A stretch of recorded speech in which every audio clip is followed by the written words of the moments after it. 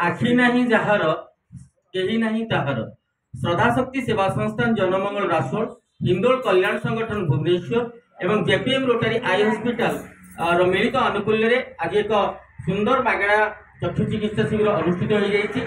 आसतु पचारि बुझा आम सहित अच्छा श्रद्धाशक्ति सेवा संस्थान जनमंगल रासोल संगठन उपदेष्टा तथा वरिष्ठ समाजसेवी रतिकांत गंडायक महोदय केमी कौन चली संगठन कार्यकलाप आउ चक्षु शिविर केमी कौन हो आसतु पचारि बुझा। आपको बीएमसी टीवी ओडिया तरफ स्वागत। आज कार्यक्रम संपर्क में सम्यक सूचना देवे केमती कौन चली केमती कौन परिचालन हो सदाशक्ति सेवा संस्थान जनमंगल राष्ट्र सहित आप उपदेष्टा भाव जड़ित अच्छा संगठन कार्यकलाप संपर्क में सूचना देवे। जय Jagannath. Hindol welfare association Bhubaneswar JPM hospital Rotary Club Cuttack एवं आमर सदाशक्ति सेवा संस्थान ओरेस जनमंगल राष्ट्र मिलित आनुकूल्य आज राष्ट्र देवल साइड में मागणा चक्षु चिकित्सा शिविर अनुष्ठित होउछि। सकाळु उद्घाटन उत्सव में 10टार मुझे जोग देछि।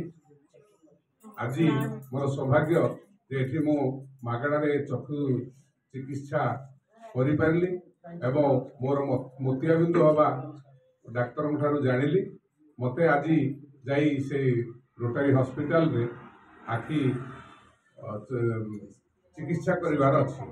मो देखिली एठी हमर जो 3टी जाक ऑर्गेनाइजेशन एकाठी करूछंती समस्तंकर सबु सेवक सेविका कर्मकर्ता एवं उपदेष्टा मंडली समस्तंकर सहयोग ठीक भाव में चली एवं गत 6 मास पूर्व आमर जनमंगल राष्ट्र एठी राष्ट्र रे चक्षु चिकित्सा शिविर करते बहु चक्षु रोगी उपकृत होते।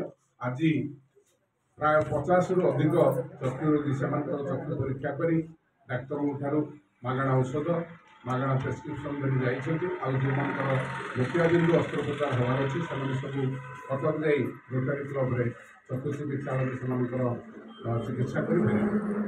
आप शुणुले संगठन उपदेष्टा रतिकांत गंडायक महोदय सुंदर भाव में संगठन तरफ आयोजन होती समस्त टिफिन व्यवस्था होती मागणा रहा खाइबा सुविधा सहित अस्त्रोपचार मागणा जेपीएम रोटारी आई हॉस्पिटल तरफ समस्त प्रकार सुविधा सुजोग जोगाई दि जाऊँगी। पाखापाखि 50 जन चक्षु बाधित रोगी आसी चक्षु परीक्षा कर पाखापाखि 10 जनकर अस्त्रोपचार चिन्हट हो सारी से बहुत शीघ्र अस्त्रोपचार कर। धन्यवाद। विभु प्रसाद सतपथी बीएमसी टीवी ओडिया।